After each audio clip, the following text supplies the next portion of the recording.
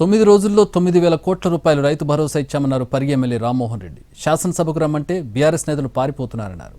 KTR, Harish రావులకు MLA Rammohan Reddy సవాల్ చేశారు. సభ పెట్టించేందుకు కేసీఆర్తో లేఖ రాయించాలన్నారు. రాయలసీమకు బీఆర్ఎస్ ఇచ్చిన మాటలు కూడా చర్చకు పెడదామన్నారు.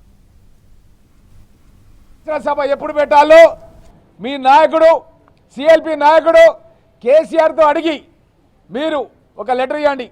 ఎప్పుడు శాసనసభ పెట్టాలో అడగండి. మేము సిద్ధంగా ఉన్నాం. మీరు పెట్టుబడిన రోజు శాసనసభ సమావేశాలు పెట్టడానికి కాంగ్రెస్ పక్షాన మేము సిద్ధంగా ఉన్నాం.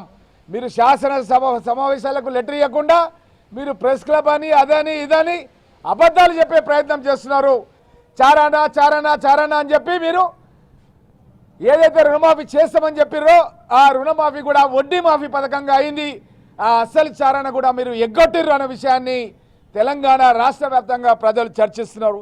మేము రైతు భరోసా పథకం కింద ప్రతి రైతు కూడా ఏడాదికి 12,000 రూపాయలు ఇచ్చే దాంట్లో భాగంగా మొన్ననే 9 రోజులు 9,000 కోట్ల రూపాయలు మేము రైతుల ఖాతాలో జమ చేసినాం. ముఖ్యంగా హరీష్ రావు మాట్లాడుతున్నాడు, నాలుక చీరేస్తా అంటున్నాడు. అదే హరీష్ రావు, నువ్వు ఎంటుగా కూడా వీకలేవు మా ముఖ్యమంత్రిది.